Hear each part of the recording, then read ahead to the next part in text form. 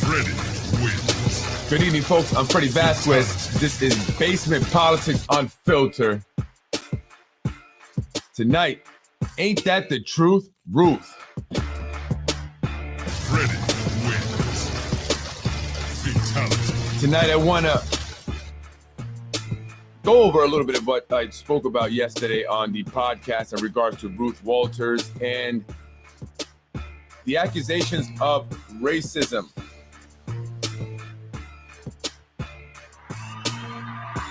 Is Ruth Walters a racist? Also, I want to go over a few things here. Yesterday's meeting, did you guys watch yesterday's city council meeting, the real estate meeting? Anyone? I thought there were some important things that were said there. I want to just go over that.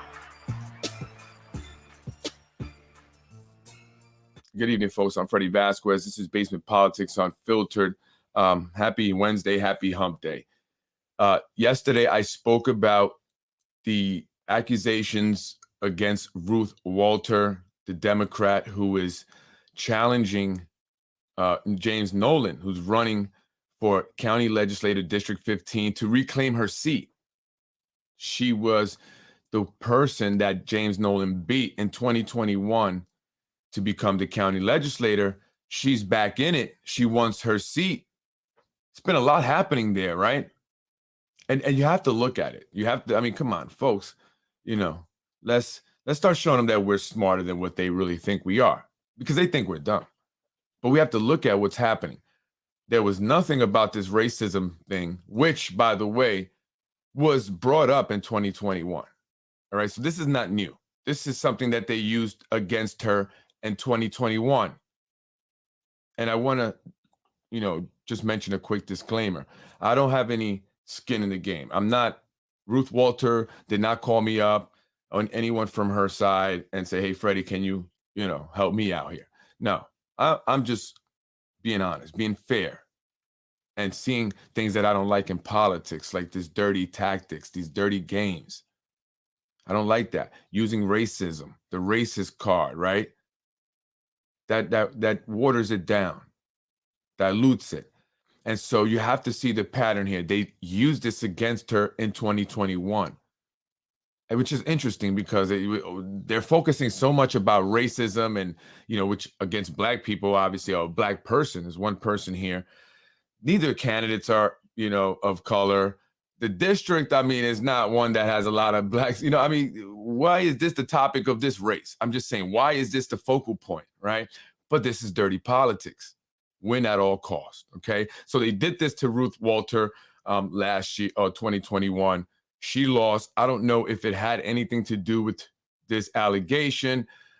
Some people are buying it. There's some people making comments to me, oh, Freddie, this is what happened. But we have to really look at it, dissect this. And so the reason why I'm talking about it again is because the individual, the gentleman, Mr. Lafayette, had reached out via comment on the podcast. And the first thing he said was, I'd advise you to contact me. Well, I don't know if those are exact words, some pretty much close to that, right? And it just felt like that was a little bit threatening. You'd advise me to contact you. It did say advise you. I'd advise you to, you don't know me, I'd advise you to contact me. That's what he said. That sounded threatening. And this is exactly what Ruth Walter, part of what she was accusing you of. And so what I said to him, because, I already said this to him and I'll say it to you folks. I said, you are giving your opinion. You're stating your opinion. You're saying that Ruth Walter is a racist based on the accusations that she's making against you. And you're saying basically she's making them because you are Black. Now, the allegations or accusations that she's made against you are her opinion as well. However, I said, you going on Yonkers Voice yesterday or whenever you went on, helped her cause, helped her accusations, supported, gave her reasons to, would give people reasons to believe her. Some of the things that he said he used colorful words or choice words He admitted to, cursing out the police officer, saying that that's within his First Amendment right. That's fine. But what that shows is an aggressive behavior, an aggressive tone. And so if Ruth Walter felt that you were being threatening, harassing, and she was concerned, which is why she had the police there, you basically said that's who you are, and not so many words. And you said, I would never put myself and the kids in a situation where we're going to work and be owed money and not get paid. That sounded like to me that you somebody that ain't playing around when it comes to being paid. And if someone owes me money, you better believe they're going to pay you. And so you going on there did not help you. And this is why I'm talking about it. And I don't like just dirty politics in general. And it's not a personal, guy. And I even invited him on and said, hey, you can join me on the podcast to discuss your side, because he said, as a journalist, I should have done my due diligence. Well, I said, first of all, I'm not a journalist. I'm a resident of the city of Yonkers who is tired of corruption. And so now I have taken it upon myself to create a podcast just to bring transparency, let people know what's going on. That's what I consider myself. I don't know what you would call that. All right, fed up. That's what I call it, fed up. And secondly, why, unless you are going to tell me something completely different from what you told Ruros on that video? If not, I would imagine that if I called you, you would have said the same exact thing. You would have given me the same story. Well, you've already given it to Ruros. There it is. Was there going to be something different? I'm going based off what you said. And so, I only brought it up, nothing personal against you or anyone. And again, I don't even know Ruth Walter. She has not contacted me because I don't like the dirty politics. It's, using the race card.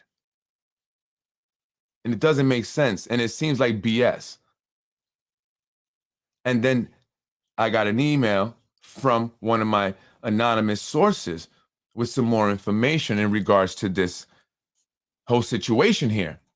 And so I want to show this article that I received today.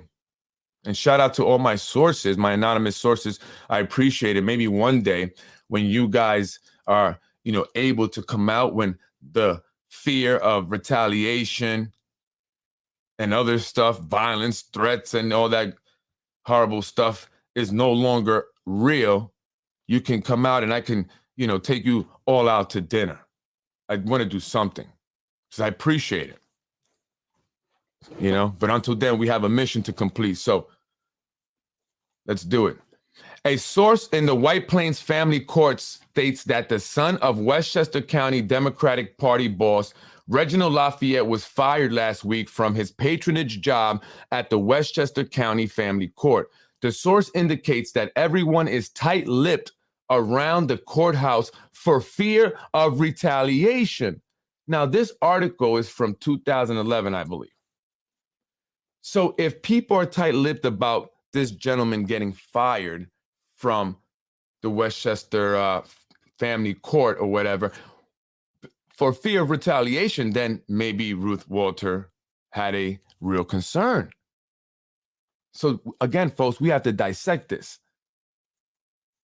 The source indicates that everyone's tight-lipped for fear of retaliation. However, the source said that it is alleged that, I'm sorry if I pronounce your name correct, Jahai Lafayette was fired because he lied on his job application. Apparently, Mr. Lafayette was exposed when a Westchester newspaper requested information under the Freedom of Information Act, or FOIA, regarding the salaries of individuals who were newly promoted by Chief Administrative Judge Alan Sheckman. It is alleged that employees of the Office of Court Administration, or OCA, in connection with the FOIA request, noticed that Mr. Lafayette had recently received a large increase in his salary and decided to investigate the reason for such a huge increase in less than a year of employment. Something that I am seeing here in the city of Yonkers occurring as of today, to this day, going on now. People getting $40,000 raises in a matter of a year in their first year of work. I've never heard that. only in Westchester and Yonkers. It is alleged that under close examination, it was discovered that Mr. Lafayette lied on his job application. The source at the White Plains Courthouse states that 2 employees from OCA visited the Westchester County Family Court last week and escorted Mr. Lafayette from the building. Another source familiar with the hiring practices of the court system indicates that there may be criminal charges that are warranted when an individual is determined to have lied in filing a false document with a government entity. Westchester County citizens are concerned with the rampant corruption in government. Westchester County citizens who are concerned with the rampant corruption in government, they're concerned, we are concerned, are waiting very patiently to see if Westchester County District Attorney Janet DeFiore, well, now we're going to say Westchester County District Attorney Mimi Roca is going to bring, well, not charges against this man, it's a whole nother thing, but is going to end corruption here in Westchester and in Yonkers. We don't know. The district attorney has been alleged to engage in selective prosecution of some individuals while she let other individuals with whom she is alleged to have close ties go free. There are other politically connected individuals living in the city of Mount Vernon who have engaged in defrauding the taxpayers of Westchester who still have not been charged. I don't go into that, but we hope she will not engage in favoritism and that she will perform her job here. Mr. Lafayette appears to be following in his politically connected father's footsteps. Sources have reported that he was elected president of the Westchester Young Democrats last year. Oh, interesting. President of the Westchester Young Democrats. It will be interesting to see whether or not he will resign from this position or will he retain his position after he was allegedly fired for lying. And then, someone else reached out to me and said also he had been hired in Mount Vernon and then he lost that job. And now they are saying that he quite possibly has been given a job here in the city of Yonkers. And is that true? And if he has, then one wonders and one has to question, does that have anything to do with this election or the election in 2021? And so I'm here to speak about corruption and nepotism, patronage jobs. I'm not here to speak about anyone in particular that's not an elected official. This is not okay to me. And I'm trying to show folks that, news outlets like the Yonkers Voice and all that, they're used to create narratives, attack certain individuals. I've been on the attack, on the receiving end of it. I've been attacked. Ruth Walter attacked. Many others have been attacked. That individual takes money not to promote people, and he knows the influence he has. And so that's why it's not okay. Unless you don't care that our elections are corrupt, are fraud, are not fair, unless you don't care about that. If you don't care about the corruption, then all right, never mind what I'm saying. Move on to the next Facebook page. But if you care about corruption that is detrimental to our city, then this is important. It shows a pattern of behavior among our elected officials that's still going on today. This how elections are run. It's just slinging mud. So what happened to Mike Cater in 2021, right? So the same individual that's slinging this mud now was the one slinging that mud then. And that's why I continue to bring them up. Moving on, folks, I just want to mention that article. I have posted it there, so you'll be the judge. Again, it's not personal. It's not against anyone. I just want to, put that out there because it's not okay. It's not okay that our elections have this stuff involved in it, right? We want the best person to win. If you think that's James Nolan, then that's James Nolan. If you think it's Ruth Walters, then that's Ruth Walter. But let's talk about the issues because that's what matters. The issues. What are the concerns of the constituents in District 15? They don't care about this nonsense. They don't care about it.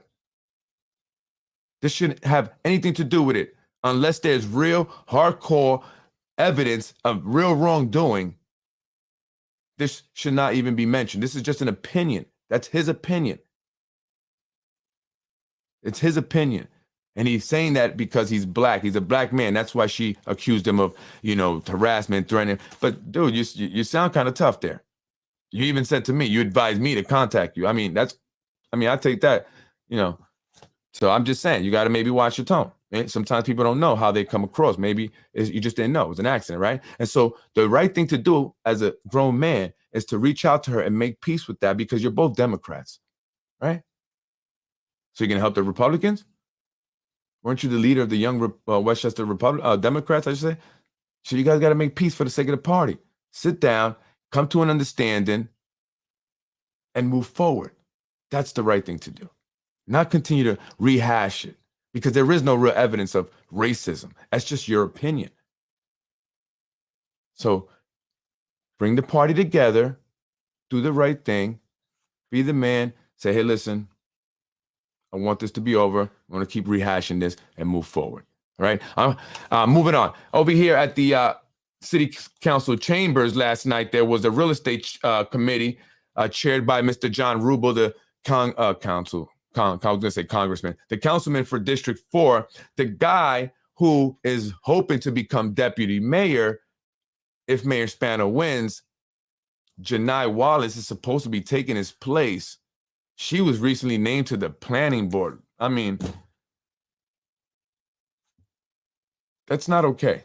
I'm just saying, that's not okay. If you don't get it, it's not okay. Janai Wallace has zero experience with city planning. Zero. She can't even, do the nonprofit thing right without having any legal issues, tying herself to the elected officials and a 501c3. That's against the law. You're not supposed to be doing that, but you still do. And now you're going to be in the planning board. What illegal stuff you're going to be doing there by just doing things the wrong way, right? So, these are more appointments, patronage appointments. And this is what they got going on here at the planning board. That's Lou Albano.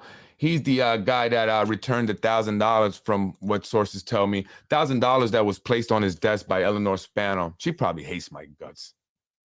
Eleanor, tell me how you really feel. Send me an email. She's been hating my guts since Somos in Puerto Rico over there. Right? But hey, Eleanor, you and I have something in common. We're both banned from the building department. We're like banned from the building department buddies, like banned from the building department mates. You know what I mean? So let's go there together and let's see what happened. I was just told you were banned also because you threw or you slammed $1,000 on Lou Albano's desk because you wanted him to do something for you. And that was not okay. Lou wasn't with that. And I can tell in Lou's voice here when he's talking about certain things, he knows it ain't right. He knows what's going on ain't right. I can hear it in his voice because he seems like a good guy. And I've met with Lou. Folks, you don't realize Freddy Vasquez has been around. Ask Lou. I've met with homeboy there with the pink shirt, peach shirt. Yeah, with the tie sitting on his belly. I met with him also. My strategy was to really get familiar with the way things work here, the way the process works for various things within the city, so I can have a full understanding, so I can then see what's truly going on, just like I'm seeing with these elections and this petition process. So I met with Lou. I met with him a couple times, or maybe more than that, up at City Hall over there. And he seemed like a very good guy. Very good guy, except you guys, come on. You know what you did, Lou. You guys gave us some crap properties to look at. Come on, Lou. That was crap properties. No one was going to spend all that money to break up all that rock. But you gave AMS all the best properties. I get it. You gave AMS all the best properties. And now, so they're talking about more of the developments, but they're talking about the Affordable Housing Ordinance. This is the new ordinance that they've been working on now forever. They've still yet to get it figured out or nailed down. So I want you to hear a little bit what they're talking about in terms of what it's going to look like, or the one they're working on is going to look like. I think it doesn't go any higher than 13%. And I say they can choose it, like options. These developers are giving these options. It's very much catered to them or tailored to the developers, right? So they can choose this option and only do 10%, or choose that option and do 13%. It's very confusing to most people. And it's just a way to benefit the developers and look like something was actually done. John Rubo sleeping, by the way. Oh, this is John Rubo sleeping. Folks, John Rubo fell asleep at the meeting. Check this out.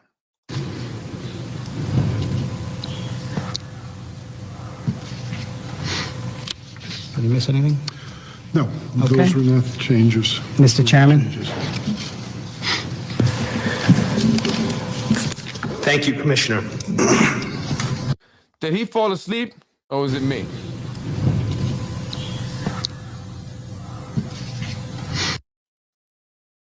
I don't know. I thought he was asleep. So I put that clip there. I thought it was funny, but that's not the one I want to show you. Oh, by the way, though, I did find someone did send this to me, another anonymous source. Liam McLaughlin in 2015 did not recommend the Yonkers Brewing Company and gave it 1 star. And I thought they were best friends.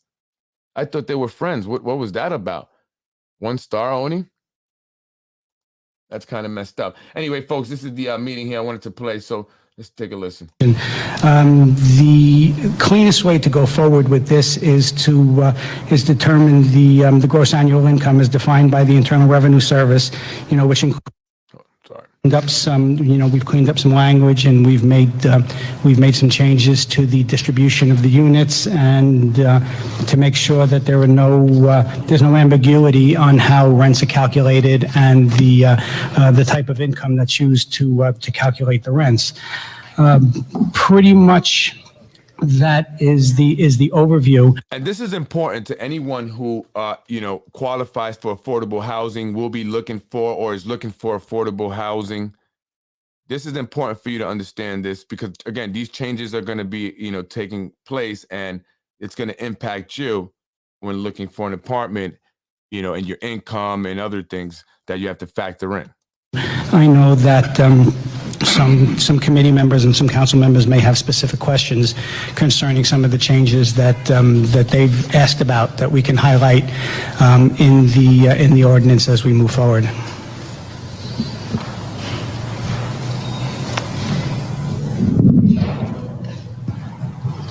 Check out John. All right, some of the language that we can talk about. When we talked about the declaration of purpose, there was some question about the rehabilitation of existing units as we go forward. We wanted to make that clear that it wasn't a situation where if you were simply rehabilitating your building, a 15-unit building, a 20-unit building, and you weren't receiving any subsidies or grants from the city of Yonkers through any of the programs, you weren't bound by this ordinance. If you were taking any type of funding that might have been coming through the Affordable Housing Trust Fund for the purpose of rehabilitating those buildings, then you would comply with the ordinance as it pertains to the affordability requirements and for the length of affordability. So that was just that was some of the wording that we want to clean up. You'll have to fix that. Mm-hmm. So what he's saying there is basically he's talking about the Affordable Housing Trust Fund, right? So if you're receiving, and I spoke about this, and John Rubel talked about this, and I didn't like this, right? So they are there's a program where people can receive, and property owners, investors can receive money from the Affordable Housing Trust Fund in order to renovate their properties, right? But they're supposed to make the apartments affordable. So what he's saying here is that if they're receiving money from the Affordable Housing Trust Fund, then they should be complying with the ordinance, right? So based on the size of the property, they need to be setting aside, X amount of units and, and then dividing those units up for people that, meet the different income levels, right? Or the different, income, they're on the scale of income. So, and the Affordable Housing Trust Fund is money that developers have put into this fund because they did not want to put the affordable apartments in their developments, right? So, I'm AMS, I'm building the Teutonia Tech as it stands now, the ordinance, I'm supposed to do 10% of those 900 units. I'm supposed to do 10 of them for affordable housing. I'm supposed to set them aside, but I'm not. They're not. They're actually doing less than 5% because it's actually 906 units. And they're only going to be setting aside 45 units for affordable units, right? To make them affordable units. So that 5%, which is another 45, I guess, give or take 45 apartments, they need to then calculate an amount that it will cost them to build those 45 units.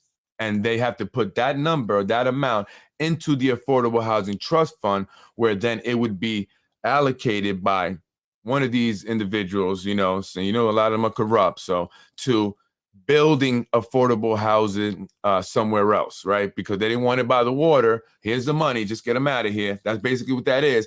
Pay to keep them out. Pay to keep them out. But then they give you all these extra loopholes and all that, and even make it really, beneficial for them to do that, to exercise that option, because they are, and I'm going to play this. They are giving a certain amount per apartment, depending on the size, right? So a studio apartment, they are requiring that the developer set aside $90,000 per every studio. Then it's, I think, $150,000 for every one bedroom, or something like that. And I'll get to that. But but the point is that the numbers are low. Those amounts are low, way below the national average cost per square foot to build an apartment. And I'm going to talk about that a little bit. So they're cheating the people of Yonkers here also with that. Yeah, you'll see it's written differently in your ordinance, so that one will be, the language will be corrected in that one.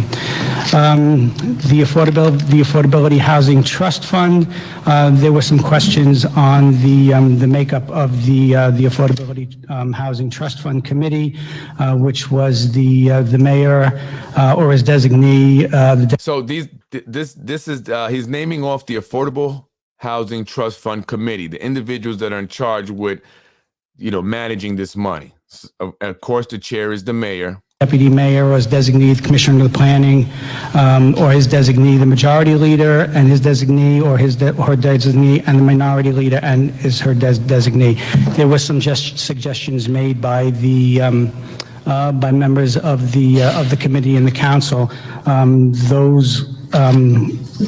Some of those suggestions are still under consideration by the administration. So So that suggestion is that they have a community member on the committee, right? So the chair is the mayor. They have the mayor, he's the chair. Then they have the this guy Lou, the commissioner of the planning board. Then is the deputy mayor also. And who's the deputy mayor? Landy, right? And then there's the majority leader and the minority leader. So you have Mike Breen, oh my God, and Tasha Diaz. You might as well just say, hey, Spano, just do it by yourself. Because what's the point? Tasha Diaz and Mike Breen are going to do whatever Mike Spano says. The only guy I think may voice some opposition to things might be Lou. But even then, ultimately what they want, the Hispanos want, the administration wants, going to get done because that's what the developers want. But they put in a request to add a community member. And so I volunteered for that position, okay? Because I know what these guys are talking about. I see what they're doing here, and I'm going to call them out. So I probably won't get picked, but I volunteer. You know what I'm saying? Hey, pick me, pick me, pick me. Right? Because we need someone that understands this and that's going to be, there to really represent the people and ensure that at least you can't stop what they're trying to do, but you can at least communicate it to the people, to the public, right? Which is very important. So I think that's important. They said that the administration right now is reviewing it. So the mayor's like, I don't know. Do we want a community member? Right? Do we really want that? And if we do, who are we going to get? You know who they're going to get, right? If they do, come on. That's another problem here. It's another problem. Ordinance, as you have it in front of you, are still listing those individuals as members of that committee. The area median incomes the median incomes are still determined by the Department of Housing and Urban Development as they relate to Westchester County. The administrative agent stays the same, would be the Department of Planning and the area median income. That's it's determined by the county. That's the income the average income or medium income for the county where they base, the income scales on. So I'm going to move a little over. Of any real property, less outstanding debt in addition to any other assets as for the purposes of generating the rent. So we would be leaving that up to the to what is determined to be income under the Internal Revenue Service. Gross rent is to be paid to the owner, plus any utility costs incurred by the tenant. Utilities include electricity, gas, water, and sewer, trash removal services, but not telephone service. If the owner pays all the utilities, then gross rent equals the rent paid to the owner. The household we covered, it's, related or unrelated persons living together in a rental unit as a single housekeeping unit, sharing rent unit amenities as permitted under the maximum permitted occupancy, for the unit. And then when we talk about unique households can be anything from a one-person house. Oh, geez, internet. So, there they were just talking about the different stipulations, how you determine the rent. One of the things that I wanted to talk about was that I think they should really look at is college students, right? So if you are living in an affordable unit, if you qualify for affordable housing, let's say, and they calculate your income, right, based on what you are making. Let's say you have a child now that graduates high school and they decide they want to go to college, and they're gonna live with you, right? They're gonna save money, they're gonna stay with you, and they may get a job. They're gonna get a job, part-time job to go to college, right? So now they recalculate your income and they're gonna include your college student child. They're gonna include your child's income, which I thought was a bad idea. I didn't think that for me, I know what that's like. My mother was in this awkward, place where she really didn't make enough to really pay for college for me and all that. So, but she didn't, she didn't make enough to pay, but she made too much, according to the government, for me to get free college, because people get free college. Okay. They're already given free college. I know many people years now that I've helped get into college, right? It's a community college, right? And then they go into a state school. And if you're a family or you live from a family that's making under a certain income, they'll pay the state, you'll get it free. And so I know people that have taken advantage of that and even gotten cars and stuff and clothes with that money, right? That they don't have to pay back, unlike other people who have student loans. So I was in that middle place where you're going to have a student loan, okay? Because you look like a person that's probably going to work. You're going to probably work forever for the rest of your life, just paying that off. And that's the whole game. That's the whole gimmick, right? So, but when you are a college student, right, and then you come from a family that's like mine, or, doesn't have much money, or, poor, they should allow that college student to keep that money and not include the income, right? Let them use that money that they're making to pay for college, or, pay for whatever expenses that they have. Let them succeed. You're putting more of a burden on this family that's, already, having, some financial issues, or not, at a financial level where, they really can they got it like that, they may be living, just making ends meet, right? And so to burden them by saying, okay, well, your income has increased because your child who's now in college has a part-time job that's bringing more income, that puts a burden on that family, when that family, you want to help that family focus as much as possible to get out of that situation, right? That child, you want to say, hey, child, go to college. You know what I'm saying? Do your thing. Try to pay for it as much as you can with this job that you have, so you don't have student loans when you get out or when you graduate. And also, so you can get the education, and then you're not burdened with saying, okay, well, maybe I need to help my family more because maybe I need to pick up more hours. I'm going to go to school less, and then maybe I don't end up finishing, right? And then that impacts the future of that person, right? So that's not cool, and you wouldn't understand that unless you were in that situation, and people could judge all day, right? But people don't know anything. You got a lot of these people that are making these decisions, these people that are sitting right there, they don't know what that's like. And I'm not saying all of them. I'm not saying every one of them. But a Wilson Kimball, a CEO of municipal housing, chair that's changing all these zoning laws, right? A lot of these people, they're all social elite. They got money. They don't know what that's like. Their kids are going to Stepanak. They're going to these private high schools that cost $10,000, $20,000 a year. It's like a college. They know they're going to go to college. They're good. They're going to pay for it. Nobody's thinking about student loans, filling out a FAFSA, taking out, those federal subsidized loans or unsubsidized loans.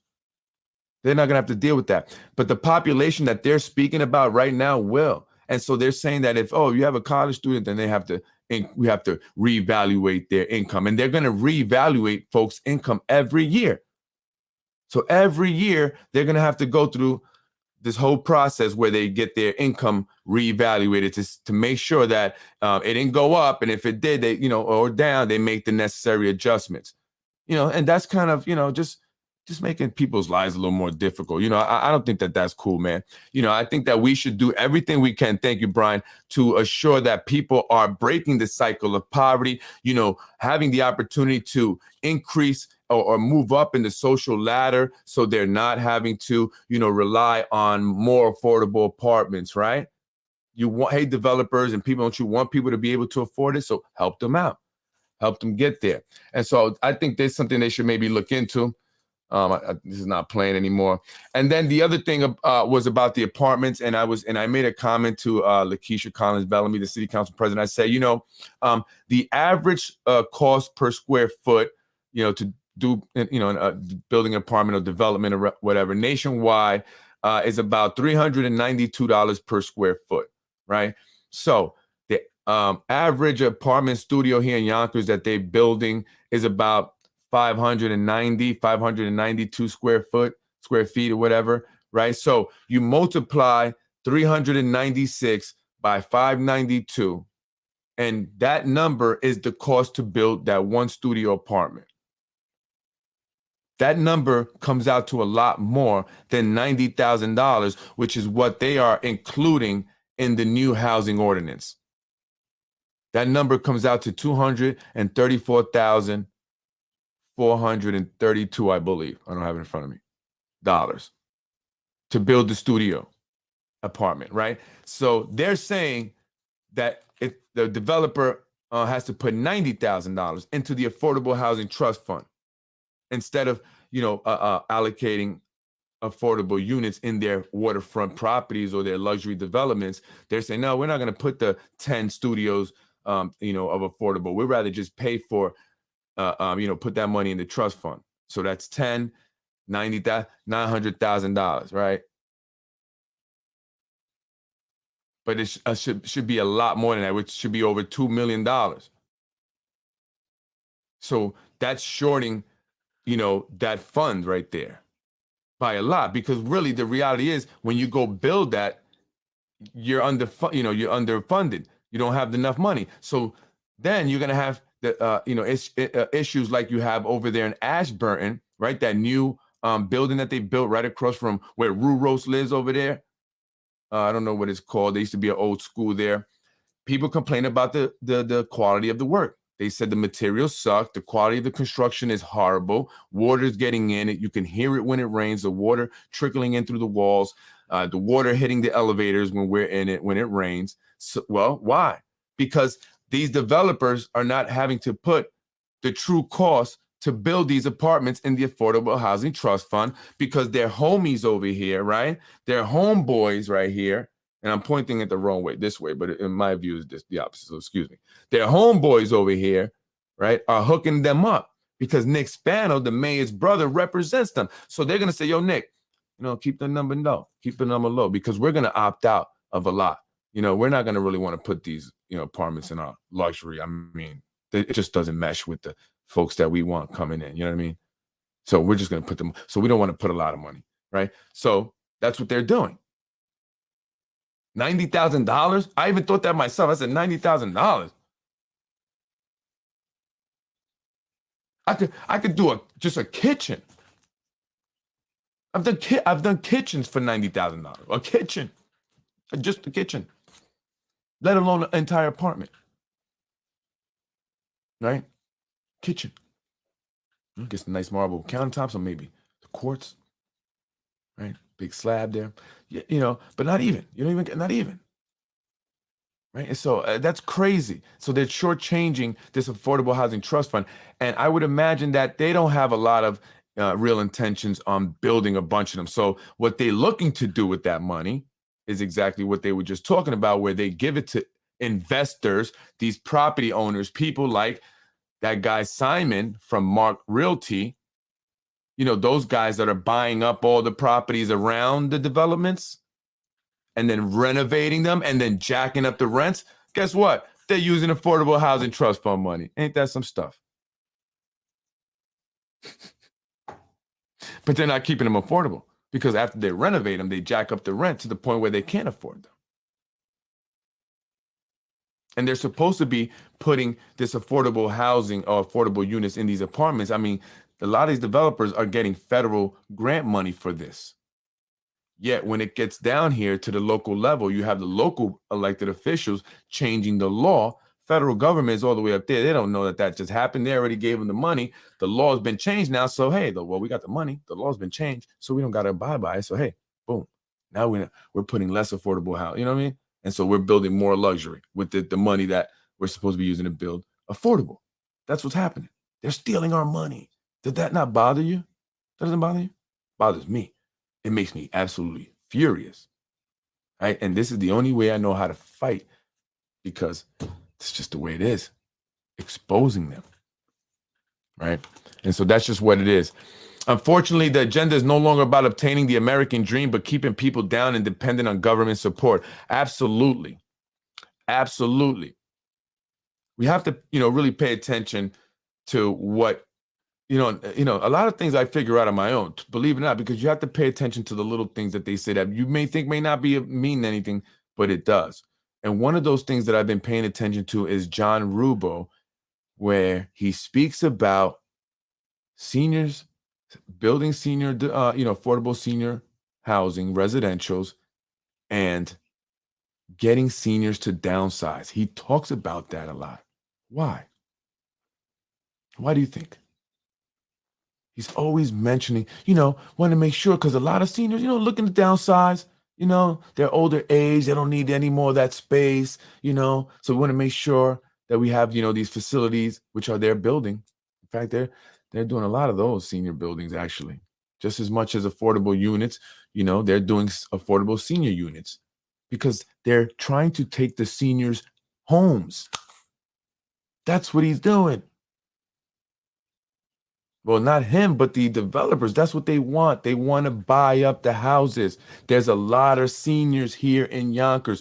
Look around you. A lot of these homes in Yonkers, right? Because again, I have property in other states and, other states are newer builds. You see more newer stuff, right? So a lot of the homes here in Yonkers are very old. And you see that a lot of them, have not been, really maintained well, right? So a lot of homes in Yonkers, this is what the issue with Yonkers is. I don't like places like this, right? There's a lot of hidden problems here, especially with water. There's a lot of water damage in these homes, mold, and people have let that go like that for a while. And a lot of them because they're elderly people, and a lot of the homes have been passed down. And so there are people that are not able to pass their homes down because they may not have a next of kin here in Yonkers or a next of kin at all. And those are the people they're targeting. They want their homes. They're enticing them. Sell your house. Reverse mortgages, right? We'll pay you to stay in your house. They're basically getting dibs on your house before you die. As soon as you die, it's like the lotto, right? You may win X amount of money, but you may die before you collect it, all right? And I don't even know if you could pass it down. So there's a company right now on Central Avenue. This is what they're doing. I don't want to say it's predatory, but seniors, please don't sell your homes. That's an asset. That's an investment. If you are going to sell it, make sure you get the most money out of it. Right? Don't do these reverse mortgages. Be careful with those. Like they're preying on people. And John Rubel also spoke about selling the school buildings. He said to Dr. Casada, do you think it's a good idea if we sold off the school buildings and then leased them? Right. So the landlords could just continue to jack up the rent on the school district, right? That's their business model. Sell off the property and then lease it from investors, which happen to be their buddies. Right? Ain't that something? So that's what, you have to pay attention to these things. They want senior homes. That's what they're doing. John Rubel continues to speak about that. The seniors who want to downsize, seniors in my district, they're talking about downsizing, it's just too much home. No, keep your home. Keep your home. I'll help you cut your grass or whatever. Keep your home. They're trying to buy up all these homes. And then you see what Nolan's been talking about with the zoning changes. They want to change the zoning laws in these single family zones. Why? So then they can convert those homes that they're buying from the elderly into multifamily homes. You have to watch what they're doing. They're even looking to pass a law where you can turn your garage into a legal apartment along with your attic. So what are they going to do? They're going to buy these homes. They have a little garage. They're going to turn that into a studio-like apartment. Then they're going to turn the home into 2 apartments, first and second floor. There is a housing crisis. I don't think that a lot of people, as I drive around and I talk to people, are aware of what's really happening in the world. Like, I'm not crazy when I tell you I have a plan to get up out of here. I have reserves of food, water, ammunition. And I'm not saying I'm some crazy prepper, but you have to look at the economy, where things are headed, the changes that are happening. And if you connect them, you'll see the bigger picture, but most people do not. They think what's happening at the federal level has nothing to do with the local level. What's happening in the world has nothing to do with here. Absolutely it does. Absolutely it does. You see throughout the country, different cities are getting rid of their mayors. We're not the only one that want our mayor gone, right? We're not the only one. So Chicago and other places, they're tired of it. People are seeing the corruption. And so they are coming down even harder and quicker. They have accelerated their plans. It's obvious. For more control as the population just, exceeds the number that they just are scared of, right? And it becomes more difficult to maintain. And so they have to quickly, fast get more people under surveillance into more confined areas and start doing an inventory of people. Most people don't realize that the Rockefellers sold off all their holdings, all of their holdings, in oil. They're done with oil. That's what made them who they are today, oil, and they're done with it. Why? When I saw that, I said, we're going all electric. I said, that's it. And look where we're at now. Now we have laws going to be coming into play where you won't be able to buy a gas-powered car here in New York or in California. And why? Where are we going ultimately? Public transportation. They're trying to limit the amount of private vehicles that are out in the road, slowly but surely. What do you think TOD, transit-oriented districts, mean? They want you taking trains, public transportation, all electric stuff. Mixed-use developments. Why are mixed-use developments? Why? Because they don't want you traveling very far, right? They want the businesses right below. Go downstairs to the dry cleaner, to the store. Then they want you to rent most of everything. That's what they want. I mean, if, you just see what's going on over in Davos, right? World Economic Forum. The Great Reset, what is that? Have you looked that up? It's a real thing. You own nothing, but you'll be happy. That's the tagline. What does that mean? Everything that you need, you'll rent. And generation, what is it, Z or whatever this generation is now, are happy to oblige. They don't care. They want everything now. And if it means that they gotta, just have it for a few days, renting an apartment, they're not buying homes anymore like they used to. That's no longer their goal. Their goals are not to become homeowners. And they know that. So they're buying up everything and they're going to rent it out to you. even better. And that's why I started buying property. I saw that. And I get calls all the time from companies from overseas, from China, from Israel, even companies from here, from other states, wanting to buy the properties we have. No. The guys, well, you know, because I have a tenant in there. I was doing it. I said, listen, the holding costs are not much. It doesn't matter. Even if I don't have a tenant for a whole year or two, it doesn't matter. My holding costs are nothing, you know? And that's why I invested out of state, you know? Excuse me, I need some water. All right, so and that's something I want to teach folks too. It's a whole other thing. I want to teach you about real estate and stuff and why investing out of state is better. But you better get on it quick because a lot of people are. So it's changing. Things are changing. Even where I was at, I mean, talk about literally, I was buying. You get homes 30,000. You may have to do some work, not much though. Even 30,000 cash, right? These are 900 to 1,300 square feet homes, 2 and 3 bedrooms. Our thing was 3 bedrooms, 2 baths, close to schools. We wanted families, fenced in yards. 50,000 turnkey homes, houses, turnkey, right? Basically apartment home, the size of an apartment, like a nice size apartment, 1,300 square feet, 3 bedrooms, 2 baths. Rents $800, $700, $800 on average. I say anywhere $650 to $900. So average out $800 a month. People are like, oh, that's not a lot. You're not getting a lot. Yeah. But the price of the home wasn't $800,000 either, right? So my rate on return is a lot better. So you take $500,000, you buy one house here, take $500,000 and say, I'm going to go buy 10 houses over there. And so if you rent one house here, single family house that you bought for $500,000, you may get what, $4,000 or $5,000, $4,000. But you go and buy 10 homes over there, you can rent them on an average of $800. That's $8,000 right there. And your expenses are a lot less.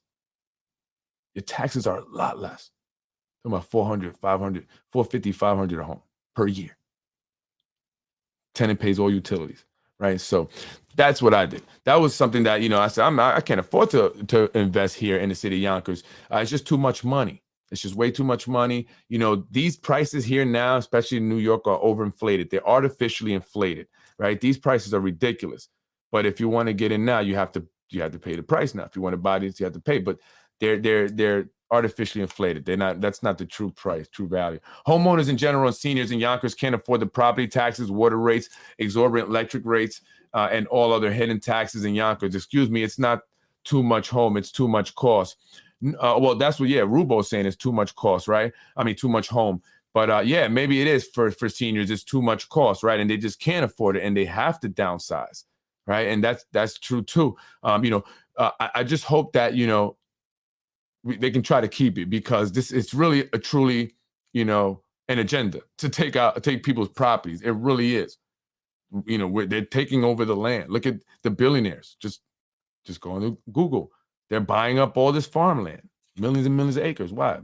Bill Gates, Mark Zuckerberg, Elon Musk. Why are they buying up all the farmland, pushing people into the cities? That's why they want to change those zoning laws, those single family zones, right? They want to do multifamily now. So you're not going to go anywhere in the city of Yonkers where it's just going to be only single family homes. And, that's going to bring more, people, more crowds to areas where there was once a little more quiet, streets were quiet and stuff. And now you got buildings all around your house. And so if you don't, support what Nolan is over there saying, check it out what he's writing, then, those zoning, we got to be against all of the zoning changes here in Yonkers. They've been changing zoning laws like nobody's business. That is not good. They're building a 16-story building, 160 units. Why is it only 160? Because that's pretty low, right, compared to the other ones? Because it's all affordable.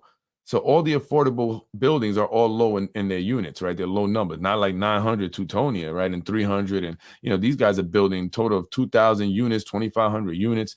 But the affordable buildings are lower, right? This one is 160 at least. And that one's going to be on South Broadway and Carroll, 16 stories.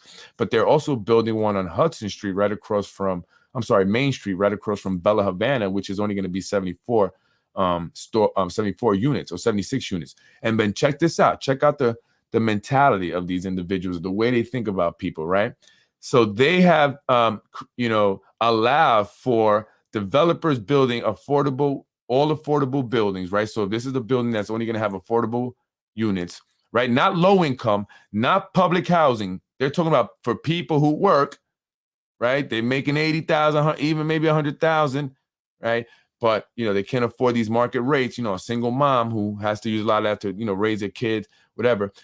They have allowed them to put half the amount of parking spaces, right? So they're going to have like the Hudson, that Main Street one, they're going to have 76 units, 74 units or whatever, but they're only building 24 parking spaces for them. So, because this is what they say, they figure, well, if you are poor, you can't afford a car. I just said it basically, and that's just in a nutshell what they were basically saying or thinking. But the way they put it is, well, if you figure, if you're statistic or what, I don't even know if they used at least that word. They just said, if it's affordable, you're figuring that, they're less likely to have as many cars and, because they can't afford it, basically. They're poor, they can't afford it. So we don't need to put as many parking spaces. And that's a nonsense, because I don't care. I don't care what hood you go to. People got cars, and sometimes better cars than people who own a house, right? Who live in, so they got cars, you know what I'm saying? So that's messed up. While the Teutonia, that's going to have 900 units, is going to have 900 parking spaces. All these affordable buildings that they're building are going to have about half. So some of you are going to have to park in the street. You're going to have to fight for parking, or park in one of the parking spaces and then pay, whatever they're charging now. They're going to be charging you for the parking. So just thought that's something that, it's always the poor, right? No, that's a good comment, Maeve. Everyone should have a 30-day supply of food, but for obvious reasons, most do not. Bad times are on the horizon. Yeah. A lot of people call you crazy. They'll say you're some conspiracy theorist, but they don't. I mean, it's not even that. I mean, I just look at the economy. You have to see what, when you go in Wall Street, you learn to see what the big guys are doing, the institutional investors, and and then certain times you have just an individual like Warren Buffett, right? What is Warren Buffett doing? Why is he doing that, right? But no, when you see a Goldman Sachs, or Lehman Brothers back in the day, or Bear Stearns back in the day, when these guys would move, you were, see why they move and why did they get into that position? Why they pull out of that position, right? What's happening, right? And you watch the news, what's going on here that could impact the, the price of this. So, there's a lot of gauging of what's happening, around the world and in your state and in your country or whatever, and so I see the things that are happening that people won't get. They won't understand why that move was made by these individuals, and they won't put two and two together. But I can see that, and that's not good news. Some of the things that are happening are not, they're not good signs, is what I'm saying. And so, just be careful, folks. Prepare. Just have some food. You never know. What are they shooting down? You guys heard about this? They've shot down like 4 or 5 unidentified flying objects. They don't know what it is. UFOs. I mean, I'm not saying they're aliens, but I mean, what are they? I'm just saying, what are they? And folks, don't be surprised if all of a sudden we have an alien invasion, right? I'm not going to get into it, but,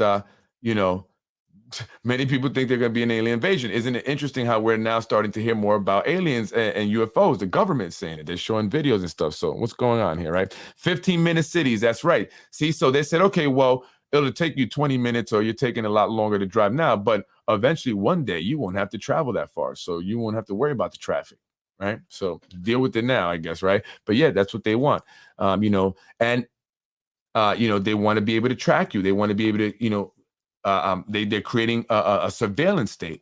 So even here in the city of Yonkers, if you go and see what grant money that the city has received, and we don't know about it, we don't hear this, but Homeland Security, Department of Homeland Security has been giving the city of Yonkers lots of grant money for surveillance purposes. All these cameras going up. The schools, right? We can't get a football team or a basketball team. The kids don't have field trips, right? They don't have money for the senior trip, but they all got these brand new cameras. They put them up just before the school year began. Check out.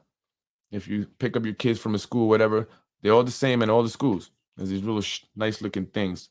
But they took all the old cameras out last year over the summer, and they put all these new cameras in. All the schools got them. The city pay for that? No.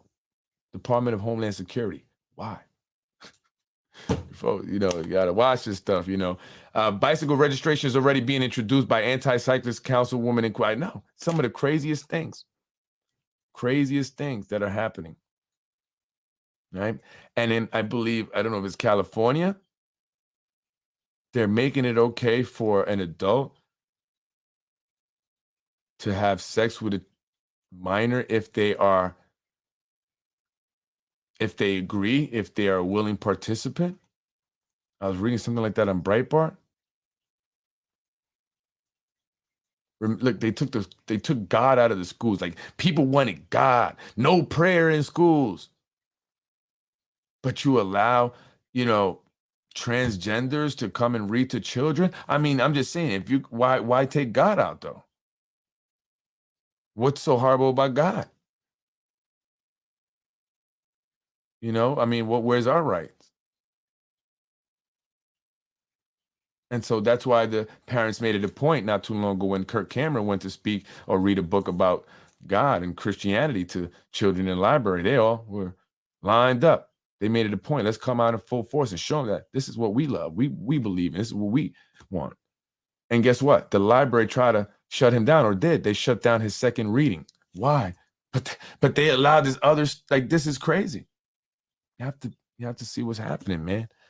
I'm a spiritual man. I don't want to get too crazy, but I believe we're going through a spiritual warfare, folks. I believe, now more than ever, evil is really walking this earth. And I believe we are in the days of Noah, as it says in the Bible. These are in times, just what I believe. And I don't want to get crazy, but that's just truly what I believe. Freddy, it starts families before 30. Ready? Right? Agenda 2030. Right? China has been buying up ports, farms, parks, and all over the West Coast and the big sky states such as Idaho. Yeah. And there was even, they even wanted to buy a X amount of farmland, and they were saying how, that could be a security threat to this country, right? But China's been slowly buying up property here in America forever. So that's how they're invading us. Folks, you know who's really the king? Israel. I'm not anti-Semitic. I love everybody. I don't really care. As long as you love me, I love you. If you love people and you don't want to harm people, then I love you. I don't care what you call yourself, right? But Israel is the king. They are manipulating China, Russia, and the United States. That's smart. They're smart. That's a smart move. Get these guys to fight each other, Israel has attracted all of the big tech companies over there. All the big tech companies are now over there. Israel has the biggest contracts with America to store data, information on Americans. Why are we giving a contract like this to Israel? So now Israel pretty much has all our data. They are the country that's tasked with keeping our cyber security, the information that's collected by, I don't know why. You have Google over there, the Facebook's over there, everything. All the tech's over there now. And what's his name? Benjamin Netanyahu, right? He's smart, man. He's smart. The man is smart. He dragged America into this war on terror and had us fight his war for him. Had American kids die in these wars for them. For him, and Israel. That's what that was about. Why are we beefing with the Arabic countries? Why? Why we have problems with Muslims? Why? Right? That was their war. So I don't want to go all crazy, but folks, it does definitely have an impact here. Just read, see what's going on. It's important. Learn history. I love history. I'm a history buff. I'm gonna get up out of here. You should contact ex-Yonkers-I, how do you say it? Yonkers-I? Gerald Calente to talk about market matters on base and politics trends research journal still going on. Trend research journal still going strong since 1980. Yeah, I'll try to reach out to them. There's a lot of these things that I would like to talk about, like, besides Yonkers politics, besides, Tasha Diaz and Corazon and, all those people, although we must understand what's happening here. I really do. There's other things, but I don't know how many people would be interested in that stuff also, right? But there's a lot happening. It's a lot happening. I'm always, I don't watch TV. I don't watch these reality shows. I don't watch. I used to watch one show, $1 Million Listing. It was about real estate and selling. You know, this was back in my, man, want to make money days. And now, and I used to love this show. And now, I, you know, my wife's sometimes to watch, and I'm just like, this is so stupid, right? I see all that stuff as stupid because, you know, the 2 years that we were locked down, right, and we were going through this pandemic. I mean, I already knew stuff was up a little bit, but it really opened my eyes. And, you know, and I just couldn't watch TV anymore with Cuomo on there, or with this nonsense and everything. And, you know, just traumatizing people, you know, fear mongering. And, you know, I started just reading and going into looking into other things, you know, and learning even more and stuff. And I never went back. I tell my wife all the time, you know, cut that cable bill. I don't even need it, you know? So, and honestly, I realized why television exists. Like, I can guarantee you, try this. So you try. I wish, take this challenge, right? This should be a Facebook challenge, 30-day no television challenge. 30 days of no TV. And don't even go on Facebook much. I go on Facebook to do basement politics stuff and post that, but that's it, that I'm out. Like, as far as what I'm doing, what I'm eating, you know, this, that, and the third, you know, my personal, I don't do that, right? Just basement politics, that's it nowadays, right? But 30 days, no television. I promise you, you are going to feel different. You are going to definitely feel different. And so that's when I realized that television was designed to screw us up. It's called television programming. Remember, television programming, and they program us to become zombies, believing in all this nonsense that does not make sense when you truly think about it. But when you're tapped in, you don't see it. So you have to tap out.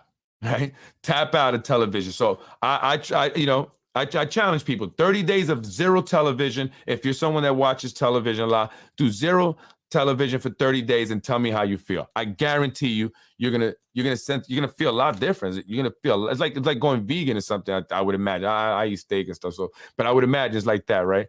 You know, so I don't know what that scripture is. I wish I was that good, but I'm trying. I haven't watched television in 20 years. Wow, that's a long time. So I could only imagine. But yeah, I mean, since the beginning of the pandemic, I've been done. So the fraudulent IMA report is out for public consumption. Freddy, share it for the folks so they can read it. Yeah, I mean, all you have to do is tag it. And I was hoping that it would just go right on the page. But we'll be discussing that on Friday.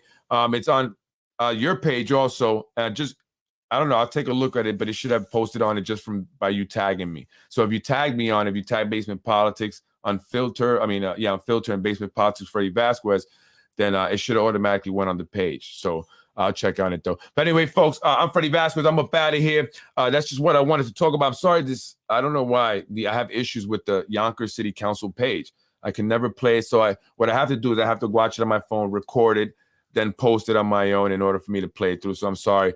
But if you didn't watch it, watch the whole thing. You know, it's very important. And to the city council president, please talk to them about that college student thing. They should not count the college student unless they're 35. They're a 35-year-old college student living with mom. Then yes, count their income. But you know, that would be very helpful. Even if they get a job, put that towards college expenses so they don't have all this debt.